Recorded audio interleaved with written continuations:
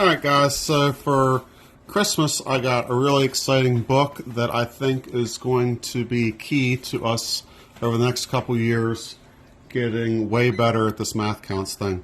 It's called The Art of Problem Solving, and it's specifically for competition math in middle school, which is what we're doing. Now it does say here that one of the things that we want to be really good at, some of the background that we really need to be good at this book are: we should know the correct order of mathematical operations. Parentheses, exponents. Multiply and divide are equals, but you got to go from left to right, whichever one you see in the problem first, from left to right. Same with addition and subtraction. They're equals, not to multiplication and division, but they're equal to each other from left to right.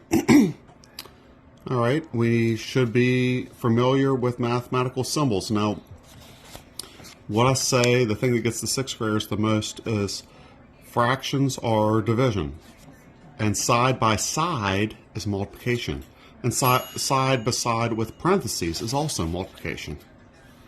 We need to be familiar with commutative, associative, distributive especially, because if you see a number beside two values in parentheses, we need to multiply through those parentheses. That's the distributive property. We should also be able to solve multi-step equations, which is what we're going to start with here.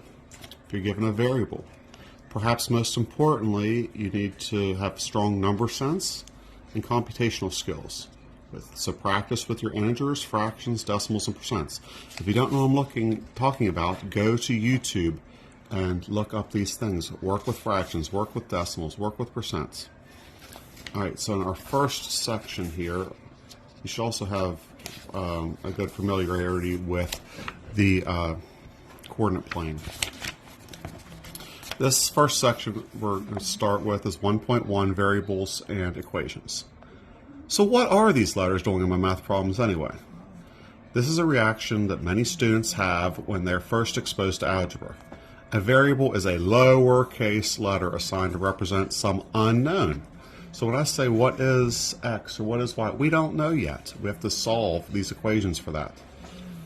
Okay? Perhaps the most fundamental skill necessary for competing in mathematical competitions in middle school is the ability to solve equations. So you really need to write and solve practice writing and solving equations.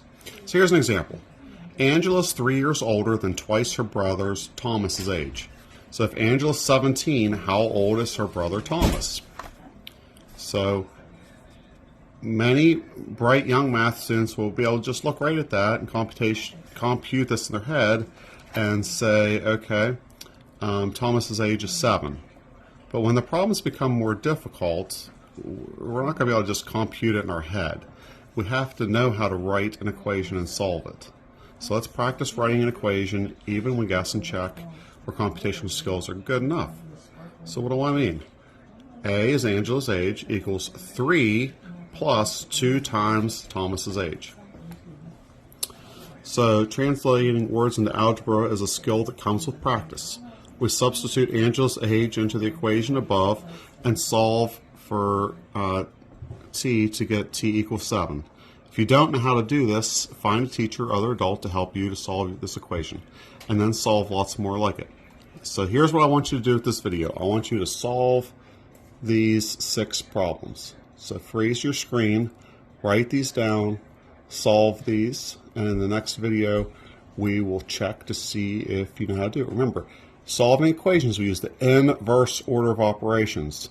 So we go in the opposite order of the order. So, inverse order of operations. So we always undo addition and subtraction first, then undo multiplication and division.